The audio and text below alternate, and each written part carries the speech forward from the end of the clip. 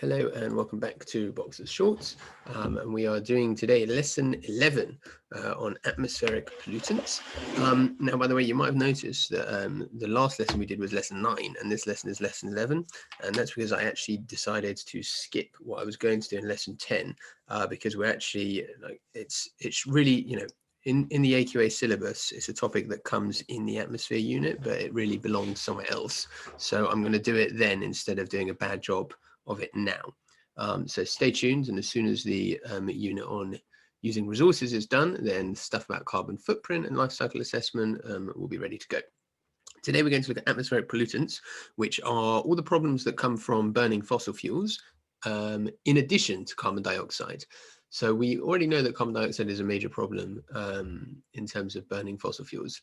Why is adding carbon dioxide into the atmosphere a problem? Say your answer on 3. It doesn't have to be long, just a short answer will do. Why is adding carbon dioxide into the atmosphere a problem? Say your answer on 3. 1, 2, 3.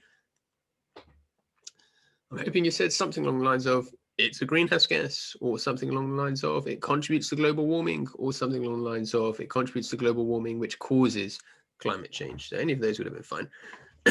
But basically, there are some other problems with burning those fossil fuels as well.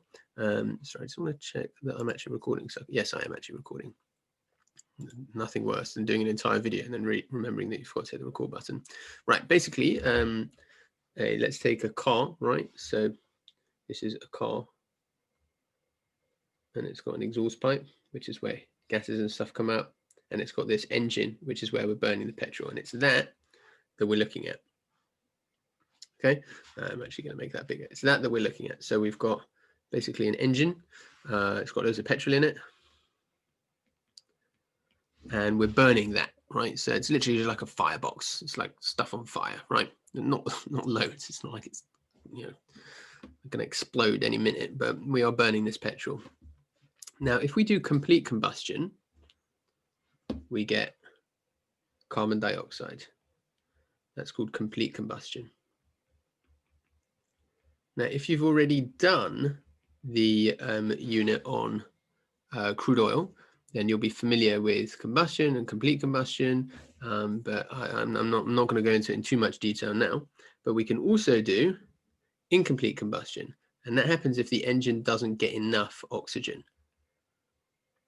So if there isn't enough oxygen getting to the engine, then you have this thing called incomplete combustion, which produces carbon monoxide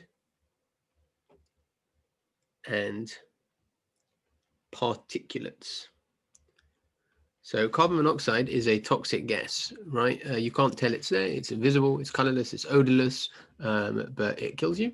And about 50 people in the UK every year die from carbon monoxide poisoning. It's mostly from like faulty gas stoves and things like caravans. And leaving cars on in garages and things like that. But carbon monoxide will kill you. Particulates are tiny little bits of unreacted hydrocarbon or bits of carbon itself that go off into the atmosphere. If you breathe those in, of course, they can cause you some respiratory problems, which are issues with your breathing and the long-term health of your lungs. And also they contribute to this thing called global dimming, which is where overall the atmosphere just gets a bit like darker, and it prevents light from the sun getting through.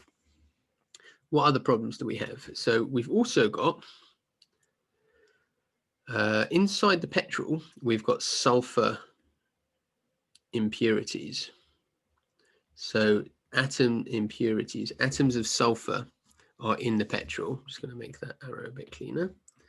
And if you, when you burn up the petrol, you also burn up those sulfur impurities, and that produces sulfur dioxide, which can cause acid rain. So acid rain is when rain becomes slightly more acidic because you've got this sulfur dioxide going up into the clouds, and the rain becomes slightly acidic, which we don't notice, but it can be really bad for trees and for aquatic life, so life in rivers and stuff. It can be really awful. It can also cause respiratory problems too. So breathing in sulfur dioxide is generally not considered a good idea. Now also, this engine here gets really hot. And what that means is that if you have nitrogen from the atmosphere just bouncing around, and oxygen from the atmosphere bouncing around, they can react together. Under ordinary circumstances, they don't react. And if you've done rates of reaction, you'll know why. It's because of the activation energy being too high. But basically, because the engine is hot, the nitrogen and the oxygen can react together, and they can form nitrogen oxides. And nitrogen oxides can, I think, also contribute to acid rain, and they can also cause respiratory problems. But they don't come, the nitrogen and the oxygen here don't come from the fuel. So the sulfur here comes from the fuel, the carbon monoxide, the particulates, the carbon dioxide, all of that comes from the fuel. These don't come from the fuel. They just come from the fact that the fuel and the engine gets really hot, so that reaction can take place. So there's your summary, and I think I wrote it down somewhere in a little table. Here's a table. And you can get that down. And actually, sorry, I wrote this a while back, and really we should say sulfur with an F. There's a big argument between chemists about how you should spell it, and I don't care enough, but normally you'll see it spelled with an F, so that's what I'll put it as well. And there you can copy that down and use that to help you answer the questions which will appear on your screen soon. So pause the video, copy that down. You should only be listening to my voice if you're ready to answer the questions, and they are here. Here we are. Here are the questions. Let me just zoom in a little bit. There we go. So pause the video and answer those questions for me now. Okay, so you should have answered these questions by now. And let's go over some answers together. The government collects data on the amount of particulates in different places. Explain why this is important, because high particulates lead to respiratory problems and illness. So it's generally important for governments to know where it's likely that people are going to get ill. So for example, if you discover that a particular area has way too many particulates in it, then you do something like introduce a congestion charge. So London, for example, has loads and loads of particulates because of the number of cars and vehicles that are chugging through it the whole time. So we now have a congestion charge, which kind of the aim is to reduce the number of cars that are driving.